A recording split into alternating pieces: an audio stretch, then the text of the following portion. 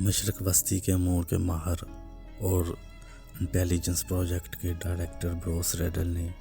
سعودی عرب کے ولی عہد شہزادہ محمد بن سلطان کو اس فیصلے کا ذمہ دار ٹھہرایا۔ ریڈل نے کہا ہے کہ امریکہ کے اعتراضات کے باوجود سعودی عرب اور تیل پیدا کرنے والے ممالک کی تنظیم اوپیک کا یہ فیصلہ واشنگٹن کے لیے ایک انتہائی حساس وقت میں کیا گیا ہے۔ ان کے بقو ایک طرف تو تیل کی پیداوار میں 20 لاکھ بیرل یومیہ کمی سے روس کو فائدہ ہوگا کیونکہ وہ یوکرین جنگ میں الجھا ہوا ہے، اور اس فیصلے کے بعد صدر ولاد پوٹن کو موقع مل گیا ہے کہ وہ روسی تیل کی فروخت میں اضافہ کر کے جنگ سے ہونے والے اقتصادی نقصان کو کم کر سکے۔ دوسرا یہ کہ یہ فیصلہ امریکہ کے وسط مدتی انتخابات سے محض 4 ہفتے قبل کیا گیا ہے، اور اس سے امریکہ میں تیل کی قیمتوں میں اضافہ ہوگا، اور یہ ایک مسئلہ ہے جو ملک کی سیاست پر اثر انداز ہوتا ہے۔ تیسرا یہ کہ تیل کی پیداوار میں یہ کمی امریکی صدر جو بائیڈن کے لیے پریشانی کا باعث ہے،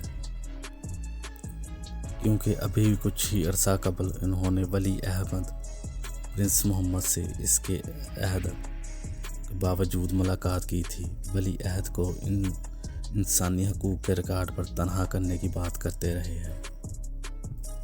ریڈل نے کہا ہے کہ وہ جانتے ہیں کہ امریکہ اور سعودی عرب کے تعلقات کی کئی علاقائی اور بین الاقوامی جہتیں ہیں،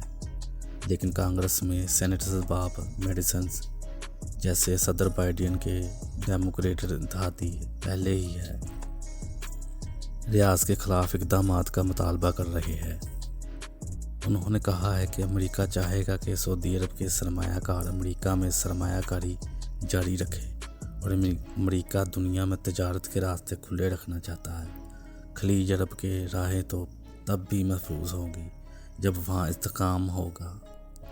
اسی طرح انہوں نے کہا ہے کہ امریکہ کا سعودی عرب سے دفاعی تعاون خطے میں امن و سلامتی اور ایران کے حوالے سے بھی اہم ہے۔ اس سلسلے میں انہوں نے امریکہ اور سعودی عرب کے انسداد دہشت گردی کے باہمی تعاون کی اہمیت کا بھی ذکر کیا ہے۔ سعودی عرب سے تعلقات منطقہ کرنے کے خیالی مخالفت کرتے ہوئے سابق ایڈمرل ڈوینگن نے کہا ہے کہ ایسے اقدام سے اس تاثر کو ہوا ملے گی کہ